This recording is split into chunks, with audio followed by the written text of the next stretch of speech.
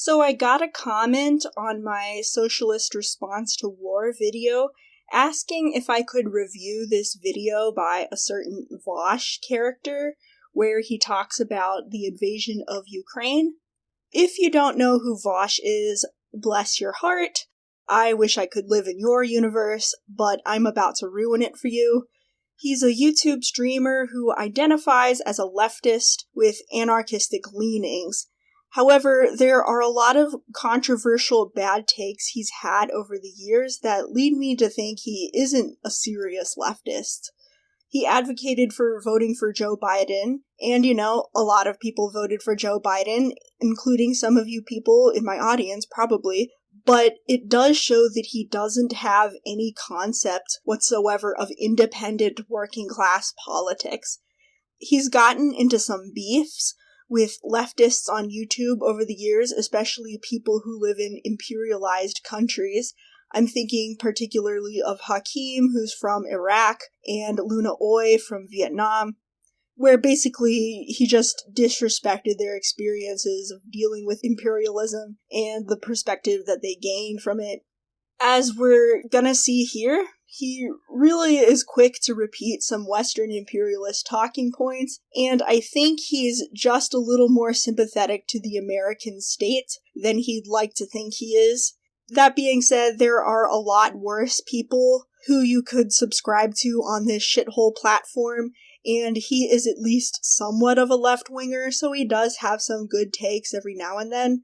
And if you watch his stuff, I'm not gonna stop you, but I don't particularly care for the guy. And so he posted a video about the Russian invasion of Ukraine very shortly after it happened. This video is dated February 24th, 2022.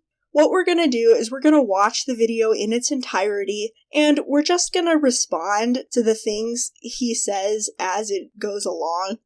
The point of this video isn't necessarily to just dunk on Vaush, though he is pretty fun to dunk on. The point of this video is to look at some of the not-so-good takes that he has here, and to respond to them and see what we can learn from them. And to use it as a springboard to talk about some important topics we on the left need to be aware of. Talk about some of the pitfalls we on the left need to avoid. So, without wasting much more time, let's get into it. As delightfully fun as it is to speak spitefully and antagonistically towards the rest of the online left, I feel like I do that enough, so I'm going to make a sincere effort to be as constructive as possible for this very brief refrain where I talk about, in large part, my feelings on leftists who got all of this wrong. There was a delightful... Here, let me see if I can find it. I think it has copyright music, so I can't play it out loud, but I feel like the sentiment can still be appropriately interpreted from the content that you're seeing here on screen. A massive number of online lefties, some of whom, by the way, people for whom I have some degree... Not that guy. Other people whom I have some degree of respect, were very, very wrong about this. Incredibly, overwhelmingly wrong. Exceedingly wrong. Embarrassingly wrong. Now listen, I want to be clear about something, okay? My problem here isn't that people didn't read the future correctly, okay? If you were incorrect about how the Ukraine thing would play out, is O Fortuna copyrighted? I genuinely don't know. I don't even want to risk it. I don't even... It's YouTube. It's YouTube. I don't care. It's YouTube. Sometimes they'll copyright you for whatever. I don't care. Shh. Anyway, I'm not angry at anyone for not being able to accurately predict the future, okay? That is not a reason why I am upset with anybody, okay? The issue is the attitude that people have taken. And to be frank, like, there are a ton of people in the online left. First of all, okay, all the people who fell for Russian propaganda on this, you did the Iraq war thing. You are no different from all of the dupes in the liberal media who fell for the media and government-pushed support for the Iraq war invasion. You are exactly the same. You listened to an authoritarian government that, or at least a government that was in that instance acting in an authoritarian manner, an undemocratic manner, which the Bush administration certainly was when it lied about WMD.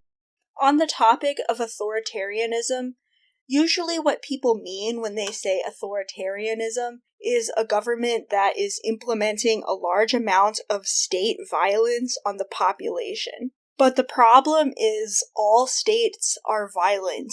The entire point of a state is that the ruling class of whichever society can have armed bodies of men to enforce their authority. In a capitalist state, that violence is on behalf of the bourgeoisie.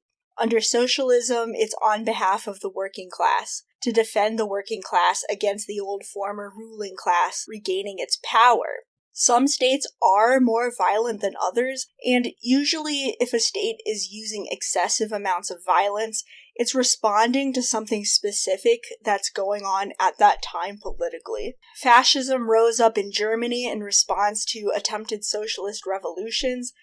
The violence we saw under Stalinism was in response to the outside threats of capitalist states trying to undermine or sabotage the revolution, especially Nazi Germany, and also from the fact that the initial revolution hadn't resolved all the class contradictions that existed in the former Russian Empire. But if both Stalinism and Nazism, two very different types of governments which operate under different rules in the name of very different goals, can both be labeled as authoritarianism, then that shows that the word doesn't really mean anything.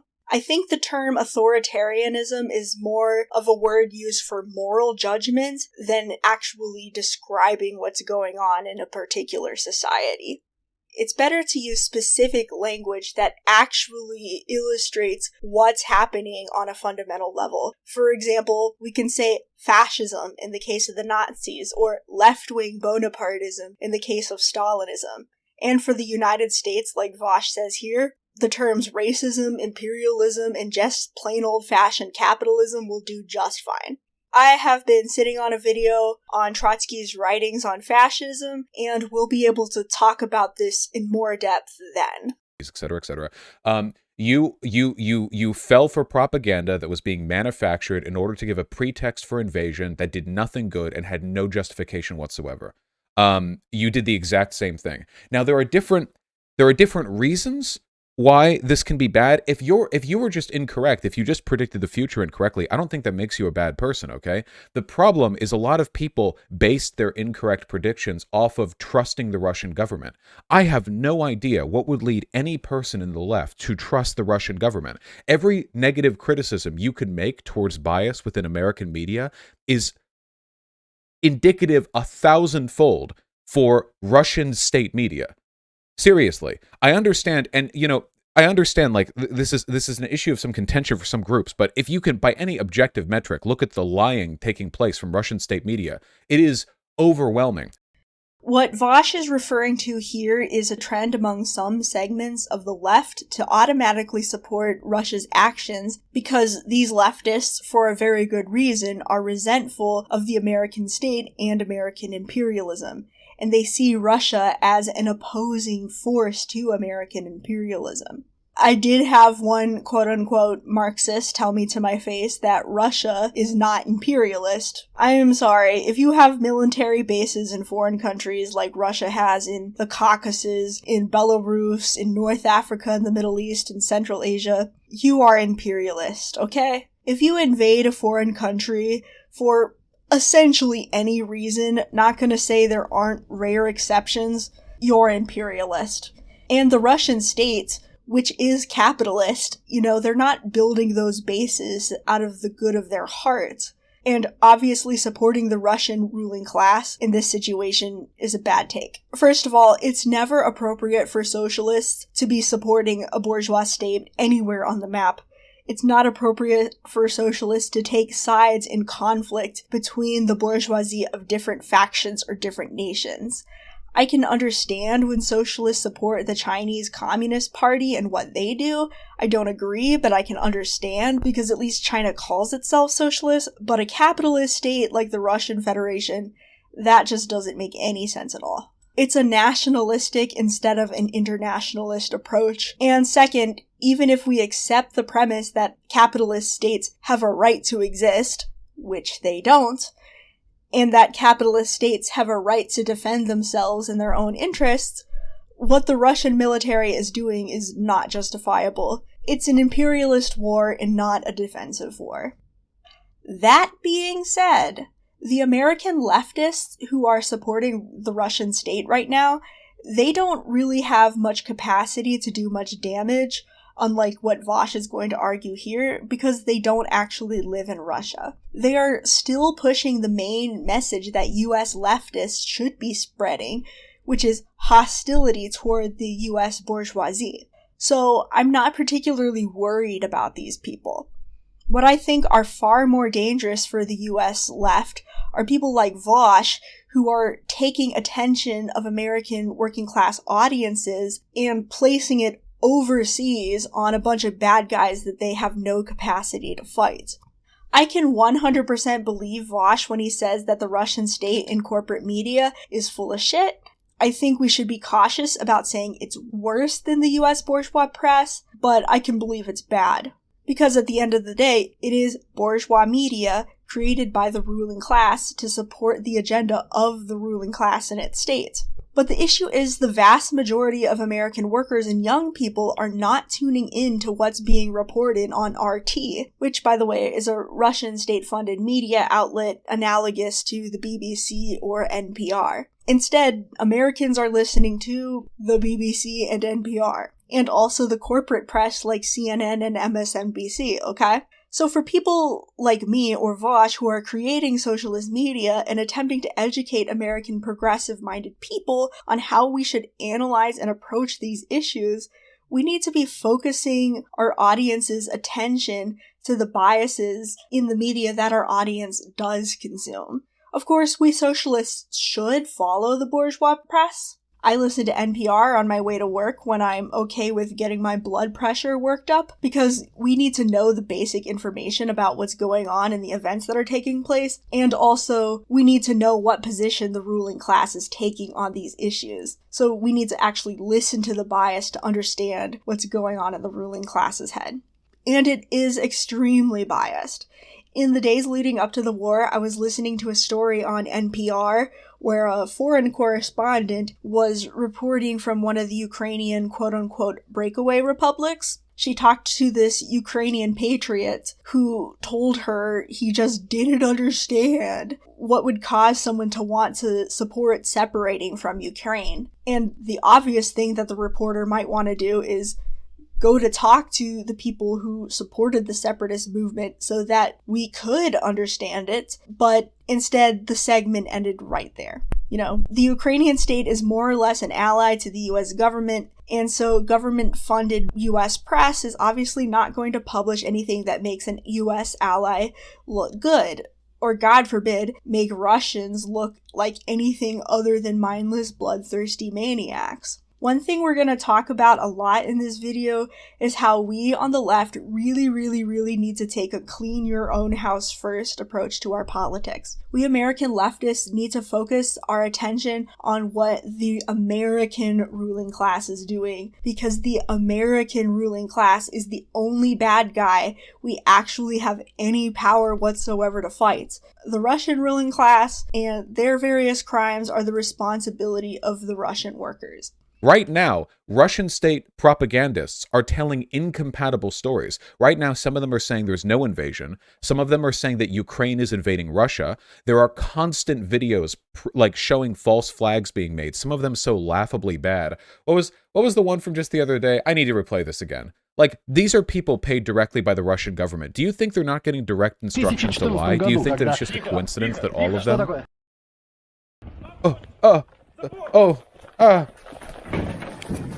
like a student film project. They're getting direct instructions from their bosses to lie about this stuff. What I'm saying isn't conspiracy. They've been doing this for decades. Nothing that I'm saying is new. If you're a leftist and you genuinely believe that the Russian government's motivations should be taken straightforwardly, that their intentions should be interpreted straightforwardly and in good faith, I have no idea what you're doing, okay? Listen, I don't know how else to phrase this, okay? Understanding that America is bad does not make you a leftist.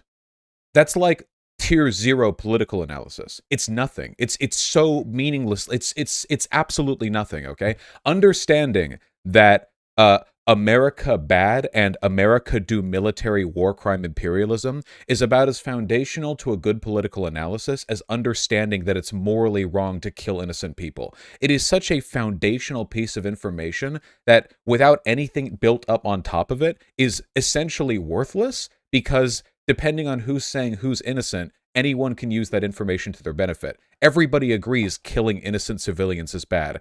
Fucking Nazi Germany did. They just redefined what innocent civilian meant. These moral pretexts are worthless unless properly supported. And in this case, is it true? Is it factually correct that America is an imperialist global hegemon that lies to support its own interests? Yes! Yes, it is. Objectively correct. You can, oh my God, that is so correct, okay? However, here's something equally objectively correct. That fact has nothing to do with this situation. Not at all. Not even remotely. It is absolutely irrelevant. First of all, it is 100% a big deal when American leftists can acknowledge the crimes of the American state. Because for an American to criticize their own government and question their own government's legitimacy, it's actually a very unpopular opinion. And you can get in a lot of trouble expressing it in certain situations. You know, maybe not legal trouble, but sometimes legal trouble. Definitely like social sanctions. You know, you could lose your job or alienate friends or family. It is no small deal whatsoever to break away from the propaganda you grew up seeing on TV and hearing in school. Another reason that it's a big deal is because as American workers, once again, the American state and its various crimes should be the center of our attention. Our primary responsibility is dealing with American capitalism and its states. Those are the only bad guys we have any capacity to fight. And obviously, if you're in a country outside the US, the same rules apply. British workers need to worry about the British state. Israeli workers need to worry about the Israeli state. Clean your own house first. And of course, you know, if you're part of a nation that's being occupied by an imperialist country, you have to worry about your occupiers as well as your domestic ruling class. But if you're under occupation, the foreign ruling class is basically part of the domestic ruling class. So once again, the same rule pretty much applies.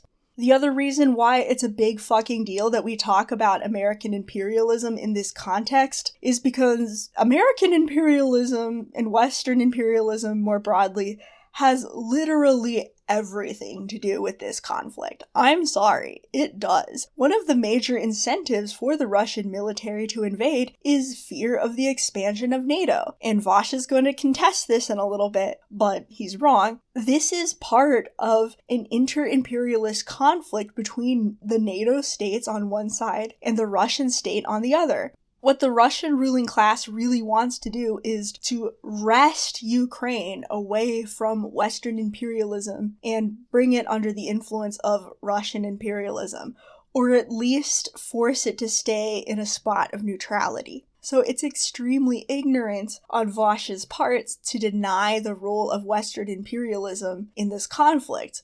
When we're faced with these inter-imperialist conflicts, the main thing that we need to emphasize is that we have to de-escalate them by any means necessary.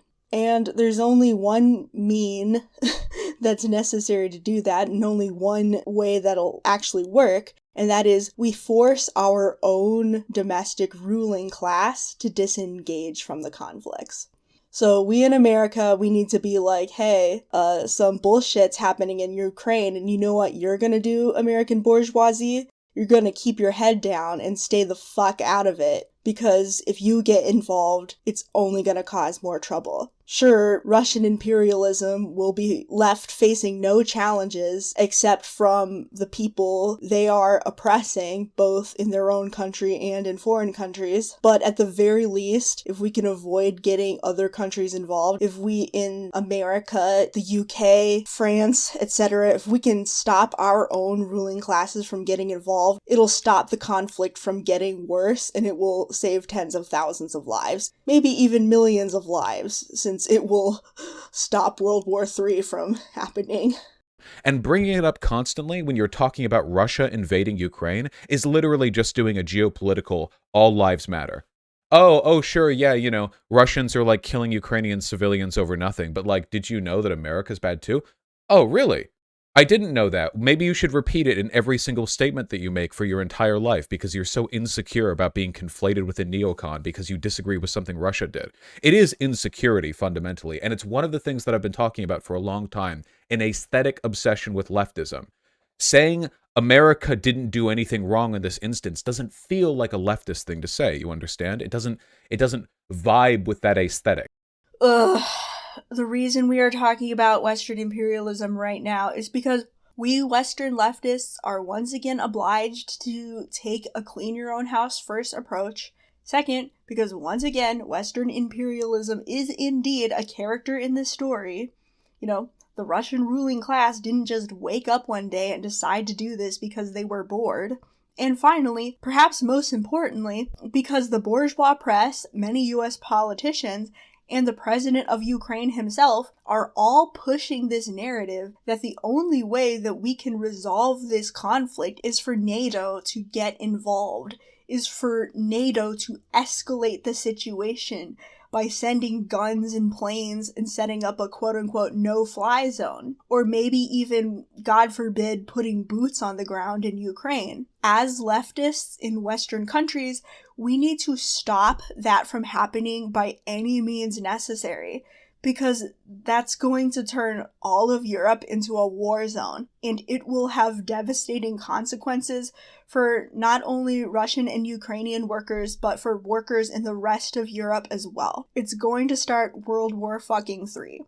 So, why can't NATO help the Ukrainian people?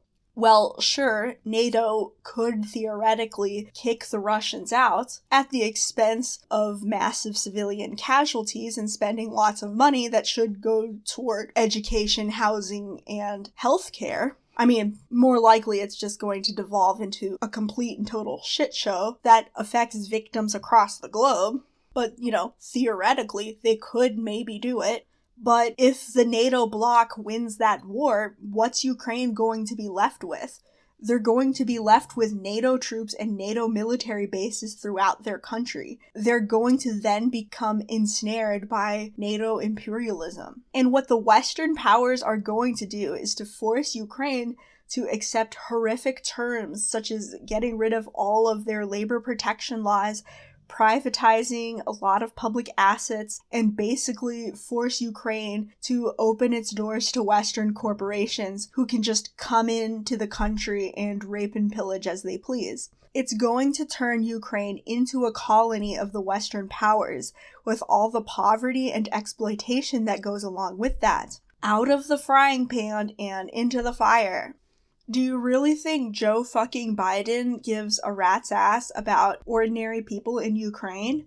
No, he doesn't even give a rat's ass about people in his own country. So how on earth would Ukrainians benefit if US troops arrived at their doorstep? And Western imperialism has already done a number on Ukraine, by the way. Ukraine is caught in a tug-of-war between Russian, American, and EU imperialism. In 2014, in Ukraine, there was this Euromaidan, quote-unquote, revolution that was led by hyper-nationalist and hyper-reactionary political groups. And immediately after this fascistic government came into power, they started kissing the asses of the Western powers. They took an International Monetary Fund loan, which is one of the stupidest things that a country can do. Basically, that means that they will be permanently indebted to Western capitalists. It means that they're going to be forced to, quote-unquote, restructure their economy to make it into this neoliberal hellhole with no regulations on corporations, very little taxes on the rich, and reduced wages and living standards for workers. And also, it's important to understand that just because the Ukrainian government agreed to these terms, that doesn't mean it wasn't imperialism. In every imperialized country, there is always a domestic ruling class that is in on the racket. So the EU and NATO and all their buddies have not been friends to the Ukrainian working class. and it's silly to think that they would be willing or able to help Ukraine today. So, insecurely, they feel a need to reaffirm the sincerity of their leftist positions by just inserting it at all times. In this case, it is not only pathetic, but harmful. Basically, what's going on is Vaush is listening to our materialist analyses about the involvement of Western imperialism, and he's basically calling us a bunch of crazed snowflakes who are speaking off our feelings and not our brains. So, fuck off, Vaush. Because as I've said before, a key component of Russian propagandizing here is that NATO extension was what led to them invading. First of all, NATO has clearly said they're not going to let Ukraine in because of the situation going on there at the time. NATO was under no threat of accepting Ukraine and hasn't been for years, and Russia has been funding literal paramilitary groups in Ukraine for like 8 years now. The paramilitary groups he's mentioning that Russia is supposedly funding, I think he's referring to the separatist movements in eastern Ukraine. You don't see many people talking about this, but Ukraine has been in a state of civil war, essentially since 2014. I'm not sure if the fighting had died down before the invasion took place, but, the conflicts certainly haven't been resolved in any meaningful way. So the Euromaidan event really did piss off a lot of Russian Ukrainians because it was led by Ukrainian hypernationalists and straight-up fascists who were nasty to Russian minorities living in Ukraine and actively tried to marginalize Russian Ukrainians. For example, one of the first things the Euromaidan government did is remove the Russian language from Ukraine's official languages, despite the fact that about 30% of the country or more speak Russian as their native language. There's no reason to do that except nationalistic bigotry. And also the Euromaidan government was extremely reactionary from a capitalist perspective. Surprise, surprise. These regions in eastern Ukraine were mostly working-class areas, as I understand, and it was very likely that if Ukraine got incorporated into the EU, a lot of their jobs would get shipped elsewhere, besides the fact that they would be subjected to the neoliberal hell that comes with an IMF loan. From what I hear, these separatist movements were mostly working-class populist movements, which socialists like us should support. Russia invading Ukraine was wrong, not just because of the number of civilians who've been killed, not just because it's destroying Ukraine's economy and infrastructure, but because the Ukrainian people have a right to democratic self-determination. For one government to just invade a foreign country to manipulate the goings-on in that country is a violation of the right of self-determination. But the thing is, the right of self-determination doesn't just apply to whole countries. It applies to regions as well. People in the breakaway republics, they also have a right to democratically decide their own fate. Whether they want to stay with Ukraine or leave Ukraine to join Russia or just be independent states. The working class of these regions have a right to decide. But instead of there being some sort of referendum to allow the people in the breakaway republics to choose their destiny, the Ukrainian government sent in troops to smash up these separatist movements and wipe them off the face of the earth, with the help, as I understand, of plenty of nasty fascist militias, including the Azov Battalion. Russian Ukrainians, as I understand, have been subjected to obscene oppression since 2014, so the Ukrainian state are not the good guys in this story. Of course, the Ukrainian state didn't succeed in smashing up the separatists, because when they sent in the troops, many of the troops saw that they were being asked to fire on ordinary working-class people, and I hear plenty of stories of troops dropping their weapons or climbing out of their tanks and even sometimes joining the demonstrations. These quote-unquote paramilitaries may or may not have been getting some funding from the Russian government, but the truth is they were not created by the Russian government. They were organic movements that formed among the masses of working people in eastern Ukraine. And the fact that Vaush dismisses them so bluntly is not only a sign of ignorance, but also that he's completely swallowed up by US Ukraine good, Russia bad propaganda. And even if these separatist movements were not of a working class character, even if they did get funding from the Russian government, that still does not take away the right of the working class in these regions to self-determination, the right of the people to vote on how they want to define themselves politically. We could go on a long tangent right now about the national question, but this video is going to be long enough as it is. Vaush is gearing up to make another point about Russian propaganda that I want to respond to, so let's continue. So the idea that this is the pretext they're basing this upon? Absolutely not. NATO is still promising Ukraine the future? Wrong. You're falling for Russian propaganda. The only thing NATO is doing is saying they're not going to make an agreement with another country to deny a third country the ability to join NATO, which is totally reasonable. Why on earth would a defensive alliance agree to a country outside of that defensive alliance to not include a third country? That's not how this works. That's ridiculous. Russia's demands here are obscene. Okay, so the point Vaush makes here, and bear with me because it's kind of a multi-layered thing that I'm about to say, is that Russian propaganda, or more precisely, propaganda from the Russian ruling class, says that the Russian government is afraid of NATO and Western imperialism, and that's why they invaded. Vaush is also trying to say that if you believe that that's the Russian government's reasoning, you're as dumb as the people who fell for the Iraq War hype and the weapons of mass destruction propaganda. So, okay, just because something is mentioned in propaganda does not mean that it is completely bullshit and made up. Propagandists don't invent everything. Mostly what they do is selectively report facts. If bourgeois propagandists in the state or corporate press get up and say, hey, this is what's motivating the bourgeoisie, it's possible that they're lying and that the bourgeoisie has a different motivation, but it very well could be the actual motivation. Sometimes the bourgeois press does go completely mask off and say exactly what the ruling class is thinking, which is why it's important for us socialists to follow the bourgeois press. Now, the Russian bourgeois press could have been lying or exaggerating about the likelihood of Ukraine joining NATO, but here's the thing. Even if NATO had no intention of inviting Ukraine to join, that doesn't mean they haven't flirted with the idea in the past, and the Russian ruling class might truly believe, accurately or inaccurately, that Ukraine is likely to join in the future.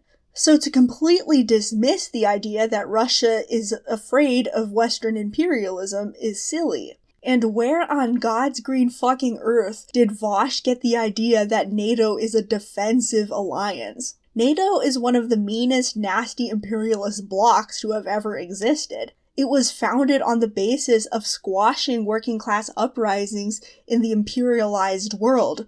Oh wait, I'm sorry. Defending democracy against evil, scary communism. Oh, you know where Vaush gets that idea? Western imperialist propaganda. That's where he got it. NATO calls itself defensive, so it must actually be defensive. You know, Vaush is sitting here criticizing people who uncritically listen to Russian bourgeois propaganda, but listen to him mindlessly repeating propaganda of the Western imperialist countries. Listen to him accepting and promoting their narrative as if it's objectively true. Honestly, what a clown. And maybe I'm reading a little too into what he's saying here, but it also kind of shows that Vaush thinks like an imperialist. Something he would, of course, vehemently deny. He accepts the basic premise that imperialist states have a right to exist and to defend their own self-interests. He's basically saying, you shouldn't support the Russian government because Ukraine isn't actually doing anything to undermine Russia's imperialist agenda. They're not actually going to join NATO. And that statement kind of implies that if Ukraine was about to join NATO, the invasion would be justified, which is absolutely ridiculous. He is clearly infected with Western imperialist brainworms. Maybe not as bad as people on the right, but he hasn't exactly been keeping up with his monthly parasite meds, if you know what I mean. If Russia actually wanted this with Ukraine, why not just follow the Minsk agreements? You know, the accords they signed and then immediately didn't follow? Possibly. I'm going to link to an article that describes the Minsk Accords in more detail. It's an Al Jazeera article, once again from the bourgeois press. So there were actually two different Minsk Accords, Minsk I in 2014 and Minsk II in 2015.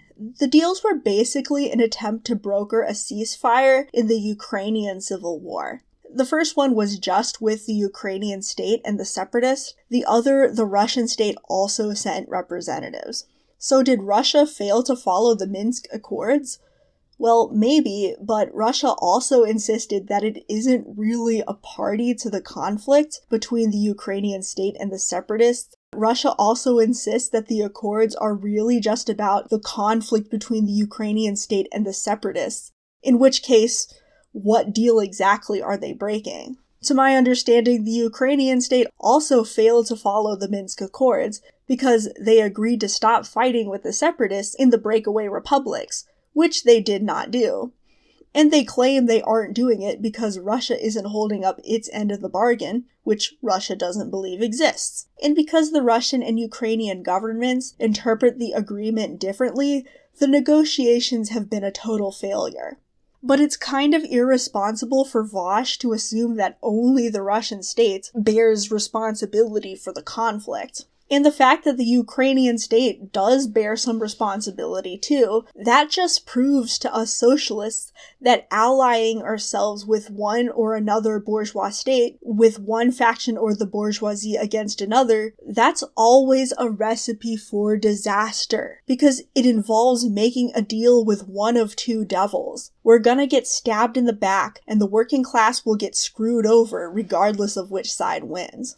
And also, Vaush is talking about Ukraine as if it's this cohesive, unified entity that the Russian state can make a deal with. But remember, Ukraine at the time of the Minsk Accords is embroiled in a nasty civil war. And there are lots of internal tensions going on within Ukraine. What makes Vaush think that the Western imperialism-aligned Euromaidan government is going to be slightly interested in signing a deal with Russia?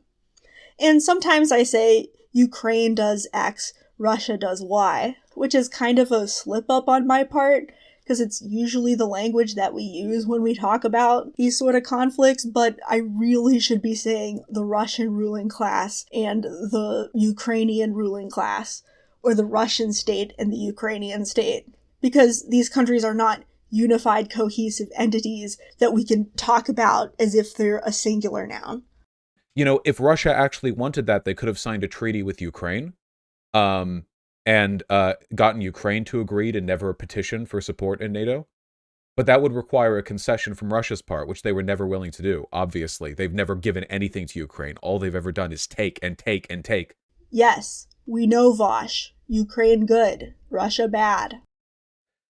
All you do by talking about NATO as though it's even relevant to this question is bolster Russian propaganda, which then increases war support for Russian behavior domestically and abroad, which then leads further to the death of Ukrainian citizens. Ooh, Vaush, you might just want to warm up your muscles a bit before you try that big of a stretch. You don't want to hurt yourself before your workout even starts, you know. Jesus H. fuck. This is just absolutely clownish black and white thinking. If you are at this point continuing to spout the NATO propaganda line, you are the same people who are saying that America's fear of WMDs was legitimate. You are the same person who, even after being proven wrong, because Putin explained why he's invading Ukraine, it was blood and soil. He did a blood and soil speech. He talked about how Lenin made a mistake to give Ukraine back to Ukraine, and he wanted to rebuild the borders of the Russian Empire. That is a blood and soil speech. That is explicitly, directly blood and soil. If you look at that, if you look at Putin, a person who is verbatim repeating the logic of blood and soil, do lefties even know what that means? Blood and soil, is this just like a term to them? Do they not know how that applies? The idea that nation states have a right to seize territory because their blood is our blood and we are of the same kind, that invasion is justified because of shared racial and ethnic hegemony? Exactly what Putin said. If you look at that speech of Putin's and go like, okay, well, like, maybe NATO expansionism had something to do. You're as much of a dupe as somebody watching a speech from Hitler and genuinely believing that, like, his invasion of Poland and shit was because, like, of like, Jewish banking aggression or whatever. Like, you'll fall for anything. You will fall for anything. Okay, so Putin is a hyper-reactionary, hyper-nationalist, and just all-around reactionary twit.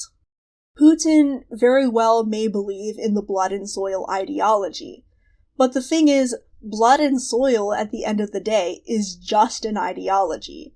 It's a wishy-washy, amorphous, abstract concept. The ruling class rarely does anything as expensive and inconvenient as a war for no other reason than ideology. Even if Putin himself was completely overtaken with the blood and soil mindset, the rest of the Russian ruling class, whom he of course relies upon to uphold his power and carry out his wishes, they're not gonna support the war unless they materially benefit from it. So what does the Russian ruling class have to gain from the war? First of all, if they win, they eliminate all risk that Ukraine could ever pose a threat to their imperialist interests, which is the exact potential motive Vaush is dismissing so ridiculously. Second, these mostly Russian parts of eastern Ukraine are highly economically productive from what I hear, producing a large portion of the country's exports, lots of steel and lots of coal. So if the Russian ruling class wins, they could then extract profit off the labor and resources of these eastern Ukrainian regions. Yeah, racism and Islamophobia were big motivators for the US to invade Iraq, but I think we can also agree that the main motivation was oil. Ideology is not what motivates the behavior of political actors. Material reality creates motivations. Ideology is just the way our brains psychologically process that material reality. People very, very rarely will adopt an ideology that doesn't conform to their material incentives or their lived reality. If someone's acting in a way that seems irrational to you, it's probably because the reality of their lives is very different from yours. Sure, maybe Putin does believe in blood and soil ideology, but why does that ideology appeal to him in the first place? How does he think he and his buddies will benefit by carrying out that blood and soil mission? Even when we hear people express their ideologies outright, we still have to think carefully about the real-life incentives driving their behavior. And we have to play detective and apply a careful class-based materialist analysis to discover the underlying forces that are going on in our particular situation. This isn't to say that ideology isn't important. It is. Just as the material reality of our lives shapes our ideology in turn shapes the way we interpret material reality. Input from the world forms our experiences and our thoughts, and then our experiences and our thoughts go on to color the way we interpret future input that we're getting from the world. It's a dialectical relationship. And also, Vaush, I think the blood and soil rhetoric is more likely to be the propaganda explanation, and the fear of NATO is more likely to be the real motivation, not the other way around. One of those things is an idea, and one of those things directly affects the bottom line of the Russian ruling class. And now he starts bringing up Hitler, which honestly is just kind of childish on Vaush's part, telling us we're akin to Nazi sympathizers because we actually think about what's going on for more than 5 seconds. You are continuing to espouse their propaganda after the fact. Oh, and by the way, there were plenty of people in the United States like that back during World War II. There were plenty of both sidesers. There were people who were going, okay, what Hitler is doing is bad. Sure, it's bad, okay? However, who among us has not had problems with degeneracy and Jewish influence in our countries? That was a fairly common line. You guys know that, right? Okay, Vaush mentions the quote-unquote both sidesers, And then he gives an example that doesn't really make a lot of sense for the situation at hand, except that it helps cast people who disagree with him in the most negative light possible. So when I point out the evil deeds of the Ukrainian state, when I'm talking about how nasty and unhelpful NATO is, am I trying to be neutral? Well, maybe a little. I'm not taking sides between Putin and Zelensky. I think both of them are lousy bourgeois politicians. I think both the Russian and Ukrainian state, along with every other capitalist state, should be immediately replaced with a socialist one. And honestly, I'd like to throw Putin and Zelensky in a dark, nasty prison cell together and watch them duke it out, while me and all of my leftist friends take bets. And there will only be one bed. Have fun with that one, fanfiction writers. But even though I'm not taking sides between different factions of the ruling class, that doesn't mean I don't have a clear idea of who the good guys and bad guys are in this situation. This war has a very clear aggressor and a very clear victim. The aggressor is the ruling class and their states, and the victims are working class people in Ukraine, Russia, Belarus, and Poland, as well as throughout the rest of Europe. They are the ones who are going to have to pay for this war. They're the ones who are going to have to die in it, and they're the ones who will be forced to clean up the mess when it's over. In this regard, we socialists need to be anything but neutral. Once again, the reason why we don't take sides with one faction of the bourgeoisie against the other is because this requires us to treat at least one of those factions as an ally, which is always going to be a trap. When we see the bourgeoisie doing their stupid bitchy little catfighting over who gets to control what stupid-ass piece of dirt, who started it, who is meaner, yada yada yada, our job as the working class is to not join in. Our job is to be the mom in the driver's seat telling them to cut that shit out before we turn this damn car around. We do that with anti-war movements built on mass participation of the working class, organized across borders. And if you want help with that, what you need to do is join an international socialist organization so that you can directly connect with workers in other countries. And if you don't know where to start, contact me by email or on Facebook. I'll wait for them to be done with the Amogus reference. But that was a fairly common sentiment. That wasn't like it wasn't like two guys said that. That was pretty, I disagree with what he's doing, but, and you know why they said that? They said that because they really didn't disagree with Hitler that much. They just knew it was kind of bad optics to full-facedly agree with him. So they had to back off that a little bit, go do the whole both sides route, do the whole all lives matter route, which, as we all know, all lives matter was just code for I support the police killing black people. This is an issue where lefties seem to be comfortable adopting it, like in a domestic sense, but like abroad they don't, and I just don't get it, okay? Okay, well, if you don't get it, let me explain, Mr. Vaush. All Lives Matter is a slogan invented by the reactionary petty bourgeois fuckwits in America in response to Black Lives Matter. They wanted to derail the conversation and put an end to all discussion of racism or police brutality in order to squash challenges of the social order that put them in a place of relative privilege and comfort. It seems to me that you understand that part. Pointing out the foul deeds of NATO, the Ukrainian state, and the Russian state, that's not derailing the conversation. It enhances the conversation, and it counteracts dangerous propaganda from our own ruling class. We aren't saying this because we like imperialist war or get off on bad things happening to Ukrainians. We're saying this because there is extreme pressure right now for the Western imperialist states to escalate the conflict, which will only put more lives in danger. Now more than ever, we need to be very clear about who our true friends and enemies are, and we need to be very assertive in keeping our own domestic ruling classes on a very short leash. We need to be absolutely uncompromising in our internationalist program, which stands in complete solidarity with working class people of all countries. It matters because it has direct implications as to what we should do in response to this situation. If you listen to a leader give a blood and soil speech and are still playing defense for their expressed propaganda-based reasons, not rooted in fact, for why they're conducting an invasion, you cannot be a leftist. I'm sorry, you cannot be. This is too big of an issue. All right? Would you guys accept into the left people who shared most of your domestic positions, but were aggressively in favor of the Iraq War? Personally, for me, I would consider that quite disqualifying. I would look at that and go, oh, okay, well, we may have agreed on some other stuff, but this is like, that's really bad. I agree with Vaush that people who are apologists for imperialist wars probably don't belong on the left.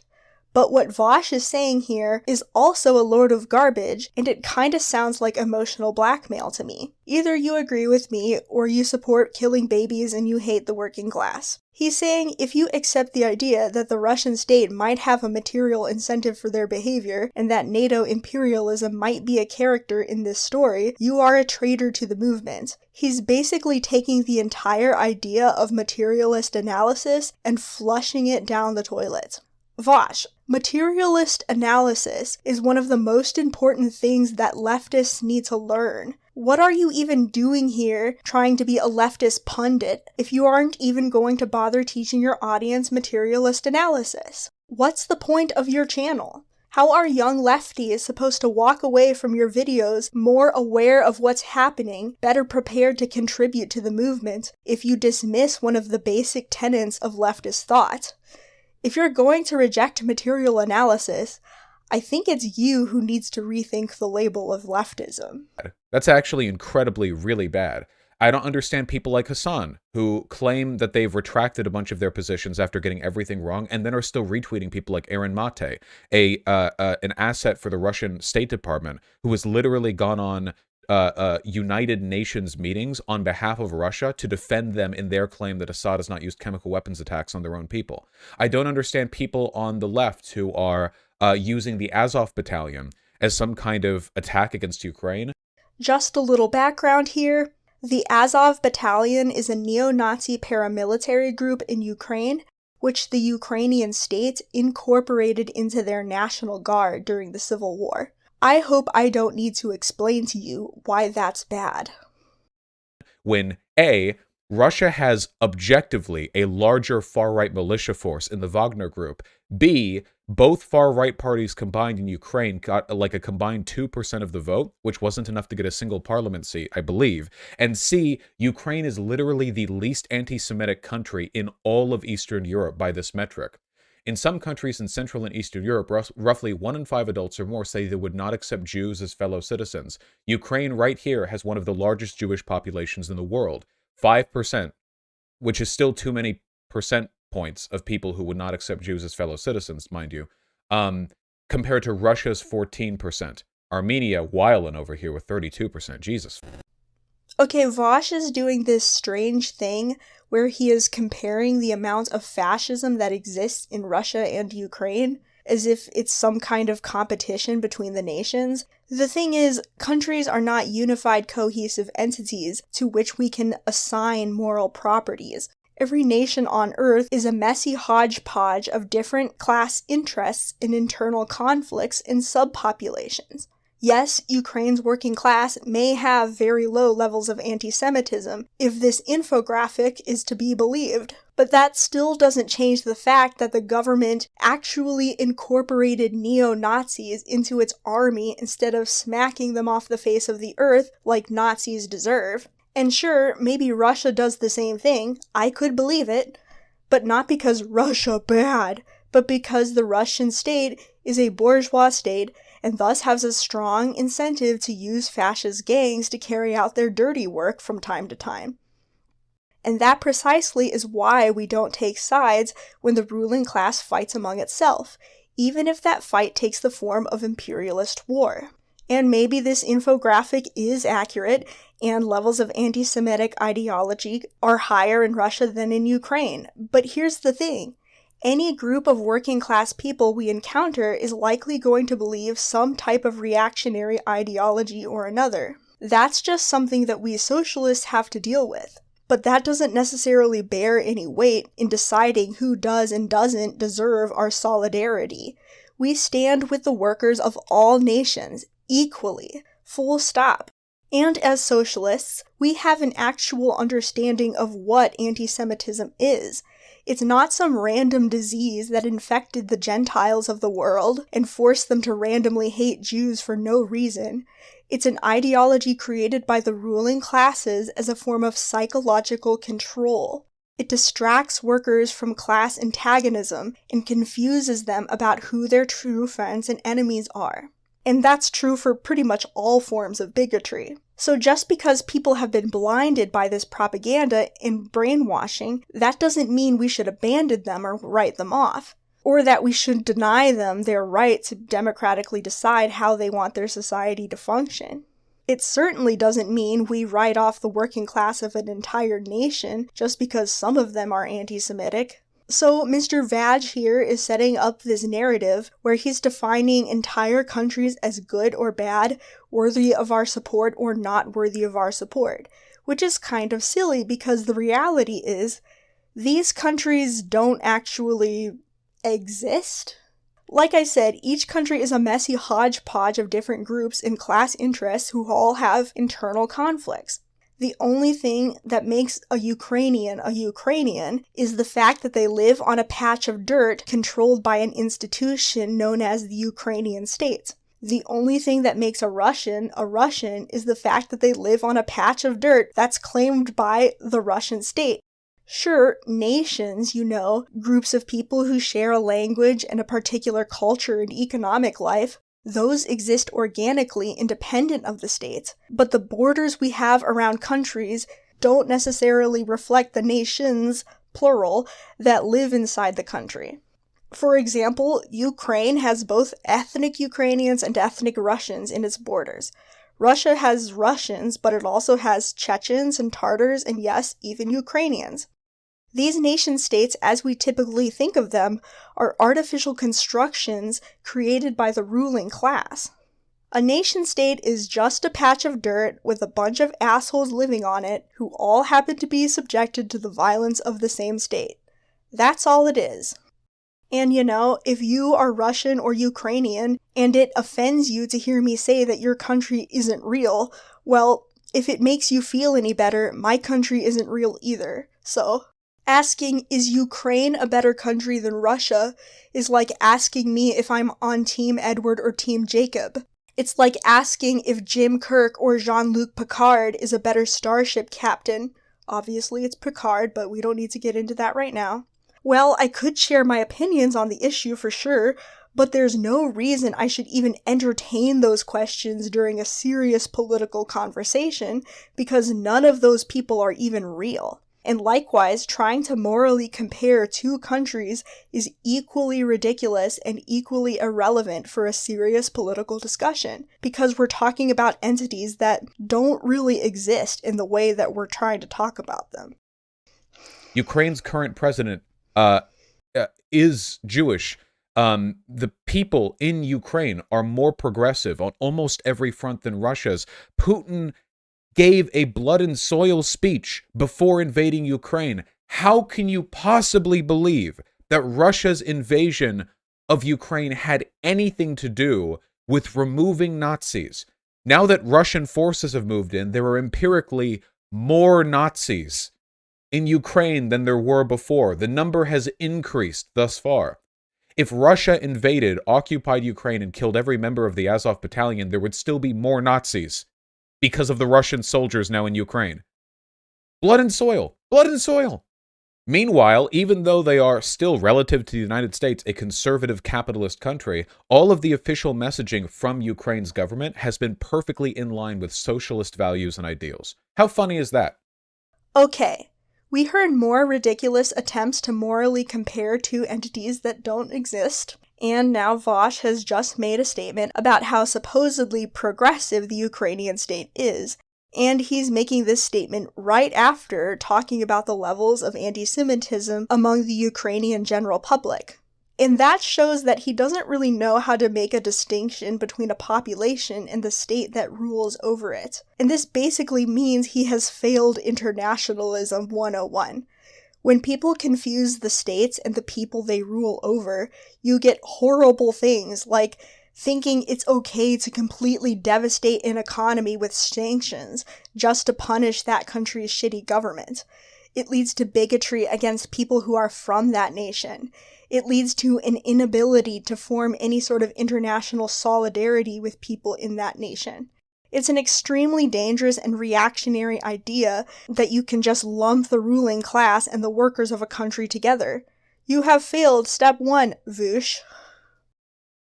Russia can't justify their invasion without invoking essentially Nazi rhetoric, but Ukraine defending itself can appeal to broader political ideals, the right to sovereignty, the right to the desire for peace, for a reduction in aggressions. All of these comply perfectly with, the acceptable, at least in my mind, behavior from any socialist government.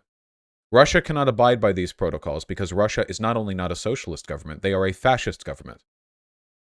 Can you please explain blood and soil a bit more? Blood and soil is an imperialist pretext often used by fascist countries, not exclusively fascist, but overwhelmingly fascist, as a way of invading neighboring countries and annexing territory because the people in those territories are of one blood, i.e., they're considered to be a portion of the same cultural, ethnic, religious, language, or racial group as the country doing the invasions. Alright, maybe this is a bit of a nitpick because we're arguing over the definition of words, but I would say that Russia is not fascist. They're a reactionary right-wing capitalist state, but that is not the same thing as fascism. They are still a bourgeois democracy.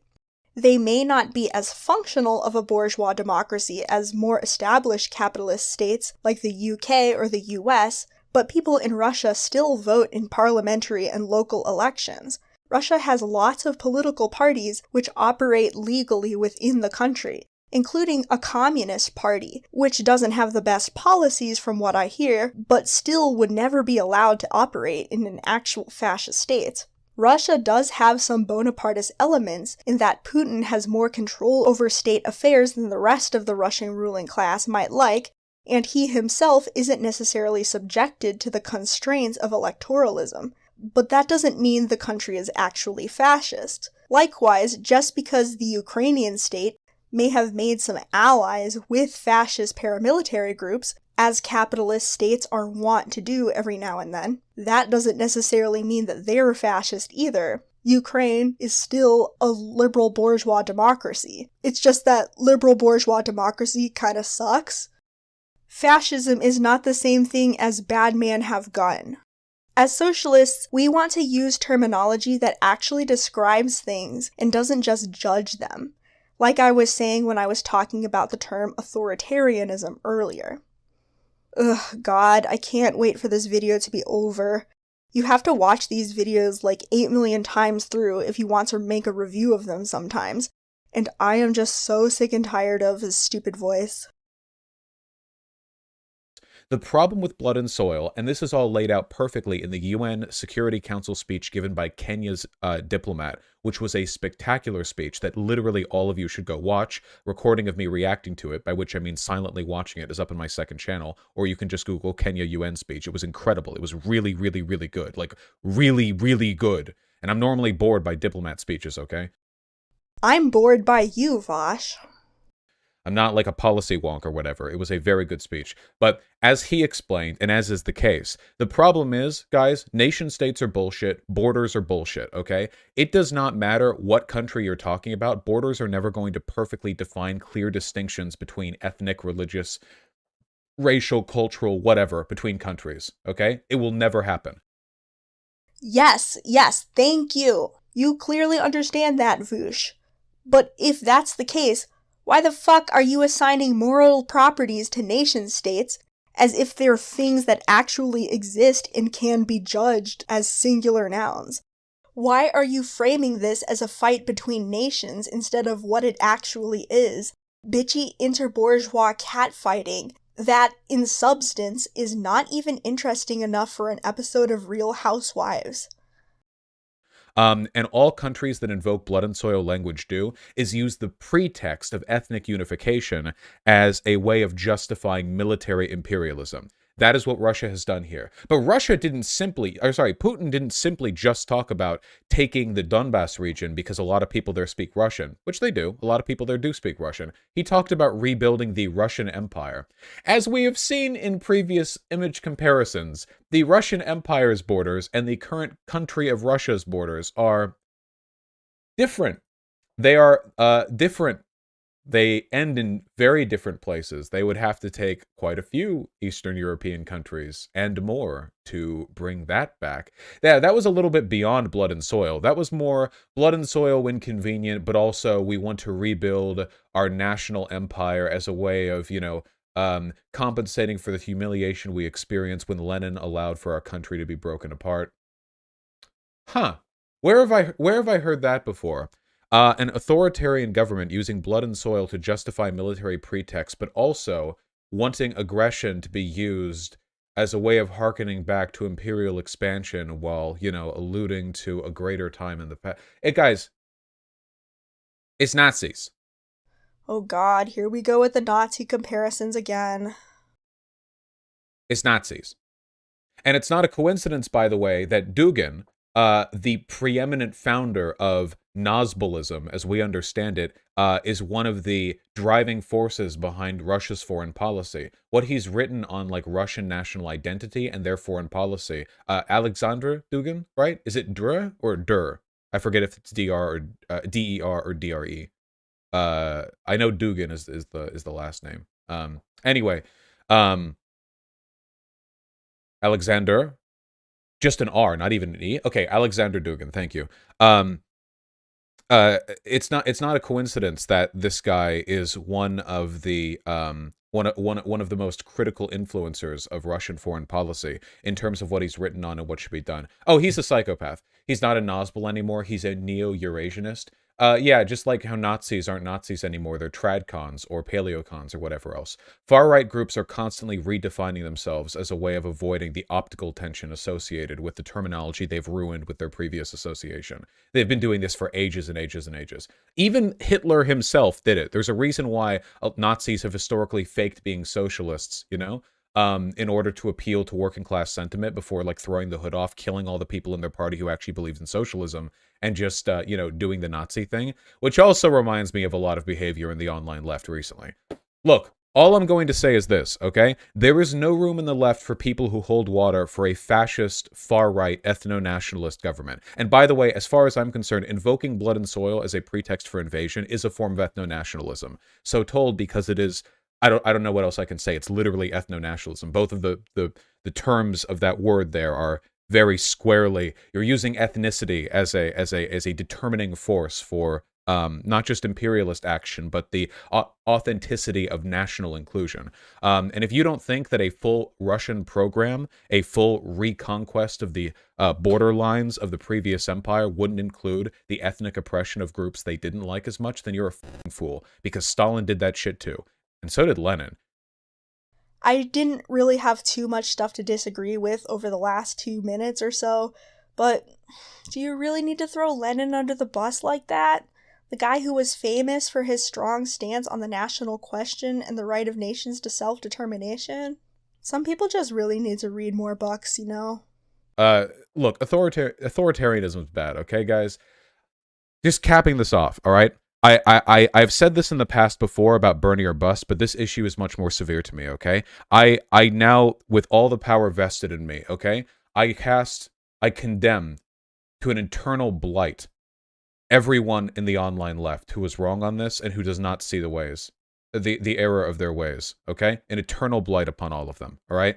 May they rot. I will not work with these people. I will not speak well of these people. They are at most capable of being useful idiots in the future. But this is ridiculous. I know he's really just being sarcastic here, but also I think he really is serious about how close-minded he's gonna be on this topic. Again, I know he's mostly talking about those specific people who are straight up defending the Russian invasion of Ukraine, but in the process he's also perpetuating a lot of toxic, unhelpful ideas that serve Western imperialist interests, and it's kind of gross. he probably isn't doing it on purpose. He might just be absent-mindedly falling into traps from the propaganda he saw growing up in America. But I really wish he had thought more carefully about what he was actually saying here. And that's really giving him the benefit of the doubt. I cannot fucking believe this is the position we're in right now, as people on the left, like, oh, yeah, he, gave a defense for the fascist government doing an invasion in order to, push out the boundaries of their ethnic conquest of a former empire, but, they want Medicare for all. Well, I don't fucking care if they want Medicare for all, if they're siding with fascist imperialism. That's disqualifying. I'm sorry. I don't care. I don't care anymore. Jesus. And what I'm doing right now is considered a hot take, by the way. This is me being antagonistic. Hey guys, I don't think the left should allow for fascist apologia. With Vaush, what drama bait, Okay, whatever. Conclusion. In fairness to Vaush, he did also make a video, posted on February 24th, that seemed to correct a lot of the mistakes he made here. And in fact, he said some of the things that I'm saying in this video. He highlighted the massive anti-war demonstrations taking place in Russia and the need for us to recognize that governments are in fact separate from their people, and that's definitely good on his part. But in this video that we're reviewing here, he still says a lot of things that are unnecessarily sympathetic to the propaganda talking points of the Western bourgeoisie, sometimes just straight up repeating Western bourgeois propaganda talking points. And he still weaves an overarching narrative that's based on nationalistic terms instead of international solidarity. I was still hearing a lot of Russia bad, Ukraine good language going on. What we on the left need to remember is that this war is a conflict between the bourgeoisie of different imperialist blocs. There's Russia here, NATO there, and the Ukrainian bourgeoisie caught in the middle. While it's really tempting for us to point out who started the fight and side with the other camp, it's extremely inappropriate for us socialists to be stating any kind of alliance with any kind of bourgeois state or any segment of the ruling class, because that ultimately means we end up playing their game, supporting their agenda, which ends in working class people getting fucked or sometimes even straight up killed. For this reason, we socialists cannot take sides in wars between capitalist states. Putin is definitely bad, but so is Zelensky.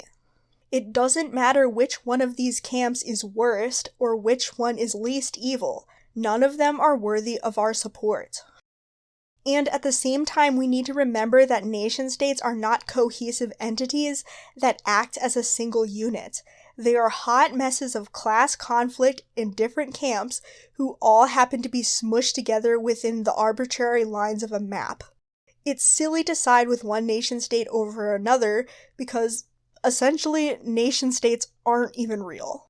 And regardless of what's going on in the rest of the world, our duty as socialists, in whichever country we're in, is to clean your own house first, is to concentrate our time and energy on the crimes of our domestic ruling class, because that's the only bad guy that we can actually fight. Our job right now in the US is to use any means necessary to stop the US from engaging Russia militarily or escalating the conflict.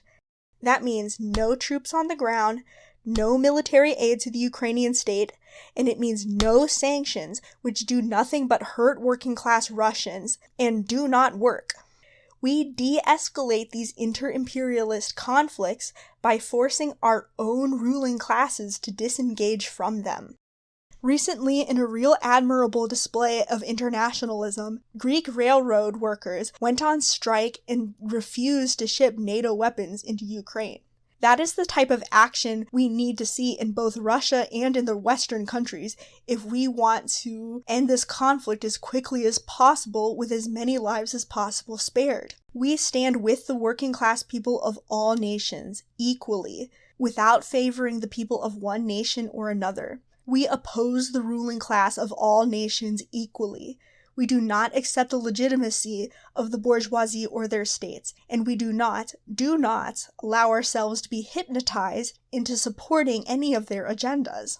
And maybe you're asking, If we don't let NATO help Ukraine, how do we oppose the Russian invasion? Well, first of all, the people in Ukraine can and will help themselves by armed resistance, especially if they can use people's militias. But the other, shall we say, star of the show is going to be the Russian working class, because they're the only ones who can truly exercise power over the Russian state. We end this war with internationally coordinated working class anti-war movements. Our primary job in the US is to police the US ruling class.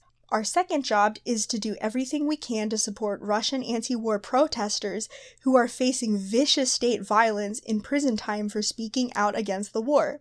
And we don't guess about what Russian protesters need. We join international socialist organizations, and we link up with them directly, and we ask them what they need. If you want a way to get involved in these international movements directly, once again, go ahead and shoot me an email or message me on Facebook. Yeah, so we just kicked Vaush's ass. And international solidarity above all else, no war but class war.